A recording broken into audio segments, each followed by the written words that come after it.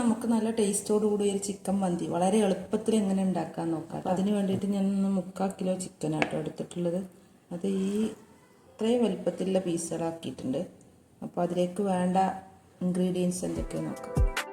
അപ്പോൾ അതിക്ക് ഞാൻ 2 പട്ട, ഒരു 5-8 ഗ്രാമ്പു, ഒരു 8 ഏലക്ക, പിന്നെ ഒരു 3/4 ടേബിൾ സ്പൂൺ ചെറിയ ജീരകം, ഒരു ടേബിൾ സ്പൂൺ കുരുമുളകും എടുത്തിട്ടുണ്ട്. ഇനി നമുക്കൊന്ന് ക്രഷ് ചെയ്തിട്ട് എടുക്കാം.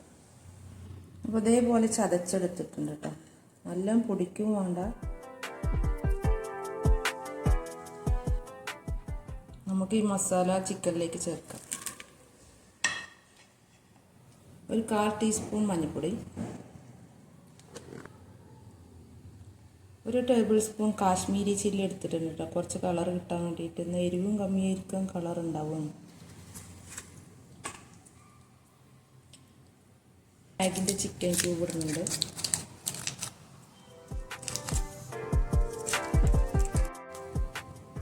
ഒരു 1/2 ടേബിൾ സ്പൂൺ ഉപ്പിടുന്നുണ്ട്.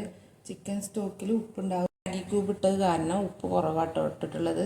അതിലേക്ക് നമ്മളൊരു 1/2 കപ്പോളം സൺഫ്ലവർ ഓയിൽ ഒഴിക്കണം. എന്നിട്ട് നമുക്കിത് നന്നായിട്ടൊന്ന് മിക്സ് ചെയ്തെടുക്കാം.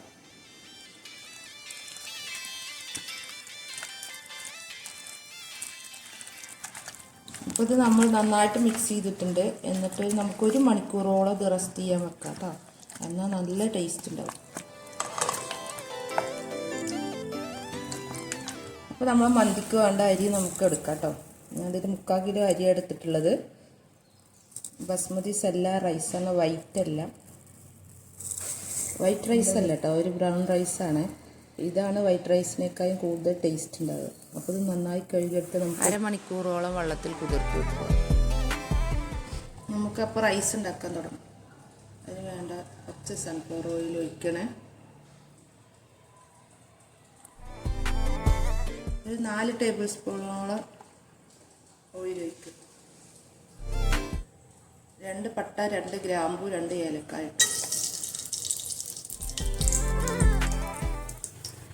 ഒരു ടേബിൾ സ്പൂണോളം ഇഞ്ചിയും വെളുത്തുള്ളിയും ചതച്ചത്.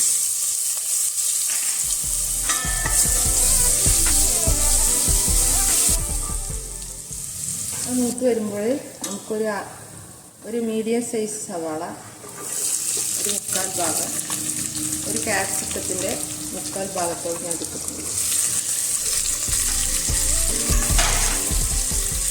നന്നായി വഴറ്റി.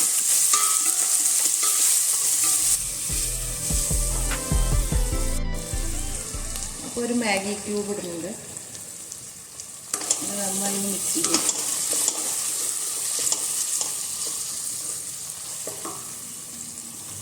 രണ്ട് ഉണക്ക നാരങ്ങ അതൊന്ന് സൈഡ് കുത്തിയിട്ടിടും. അപ്പോൾ ചോർക്ക് ആവശ്യമുള്ള വെള്ളം ഒഴിക്കണം. ഒരു ഗ്ലാസ് അരിക്ക് 1.5 കപ്പ് വെള്ളം ഇതിൽ ഞാൻ ഒഴിച്ചിട്ടുണ്ട്. ചോർക്ക് ആവശ്യമുള്ള ഉപ്പിടും.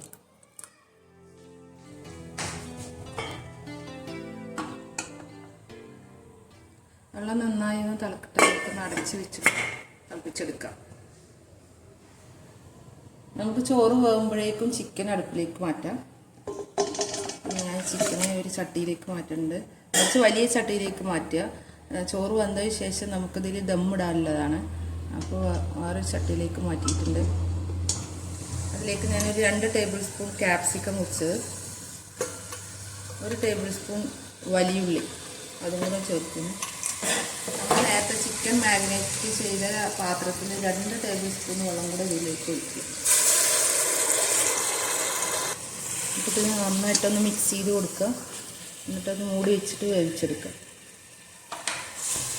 അപ്പോൾ നല്ല ഒന്ന് ചൂടായതിന് ശേഷം നമുക്കൊരു മീഡിയം തീയിലേക്ക് വെച്ചിട്ടൊന്ന് അടച്ച് വെക്കാം.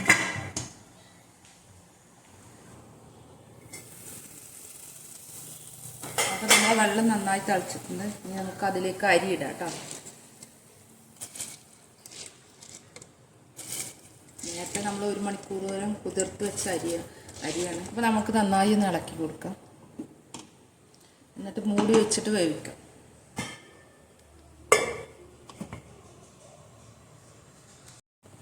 ചിക്കൻ എന്തായി എന്ന് നോക്കാം. ഇടയ്ക്കൊന്ന് ഇളക്കി കൊടുക്കുക. നല്ല മണം വരുന്നുണ്ട് കേട്ടോ.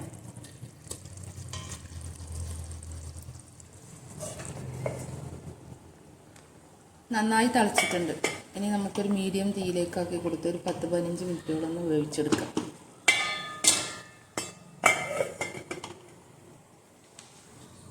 നമുക്ക് നമ്മുടെ ചോറൊന്ന് തരണം. നമ്മളെ ചോറ് ഏകദേശം വെന്തിട്ടുണ്ട് കേട്ടോ.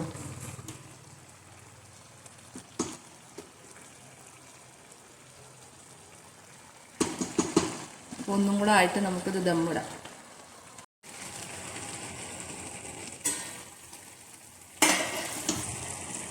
അപ്പോൾ നമ്മളെ ചിക്കൻ ഏകദേശം വെന്തിട്ടുണ്ട് കേട്ടോ.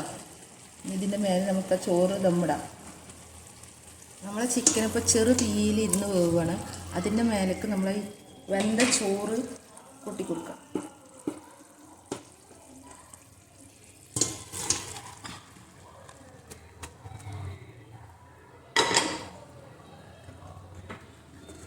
നമുക്കിതിൻ്റെ മേലെ ഇനി കുറച്ച് പച്ചമുളക് കുത്തി കൊടുക്കാം. ഈ പച്ചമുളകും കൂടെ ഇതിൽ ഞൊരടി കഴിക്കുമ്പോൾ നല്ല ടേസ്റ്റ് കേട്ടോ. ഒരു അരമണിക്കൂറോളം നമുക്കിതൊന്ന് ദമ്മിടാം.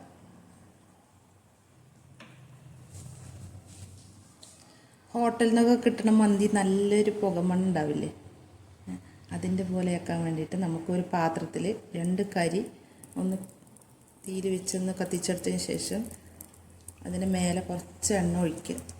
എന്നിട്ട് ഇതിലേക്ക് ഒന്ന് ഇറക്കി വെക്കുക. നന്നായി മൂടി വെക്കുക. മന്തിൻ്റെ കൂടെ ഉണ്ടാകുന്ന ഒരു ജലത്തല്ലേ, അതെങ്ങനെ ഉണ്ടാക്കാൻ നോക്കാം. അതിന് വേണ്ടി ഞാൻ 2 തക്കാളി എടുത്തിട്ടുണ്ട്, ഒരു പച്ചമുളക്, ഒരു വെളുത്തുള്ളി, ഒരു പിടി മല്ലിയില, 1/2 ടീസ്പൂൺ ചെറിയ ജീരകം. പിന്നെ ഞാൻ ഇതിലേക്കൊരു അരമുറിൻ്റെ കുറച്ച് ഭാഗം നാരങ്ങ ഒഴിക്കുന്നുണ്ട്. വിനാഗിരി ചേർക്കുന്നവർക്ക് 1/2 ടേബിൾ സ്പൂൺ ചേർക്കാം കേട്ടോ.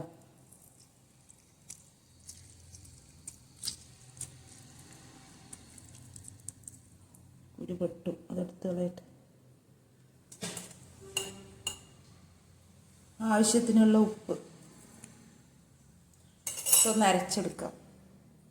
ഇത് നന്നായി അരയാൻ പാടില്ല കേട്ടോ. നമ്മൾ അരച്ചെടുത്തതാണ്. അപ്പോൾ നമുക്ക് കുറച്ച് വെള്ളം ചേർക്കാം.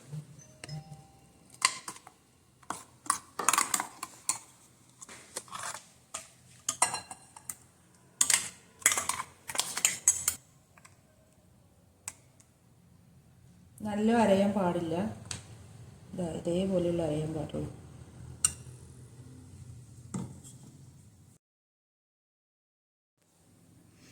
അപ്പോൾ നമ്മളെ മന്തി എന്തായി നോക്കാം. മാറ്റി കൊടുക്കാം.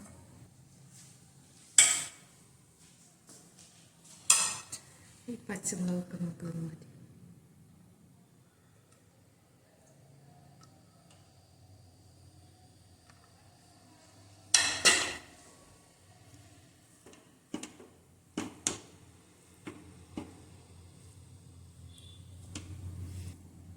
നമുക്ക് ഈ മേൽഭാഗത്ത് ചോറൊക്കൊന്നും വേറെ ചട്ടിയിലേക്ക് മാറ്റി കൊടുക്കാം.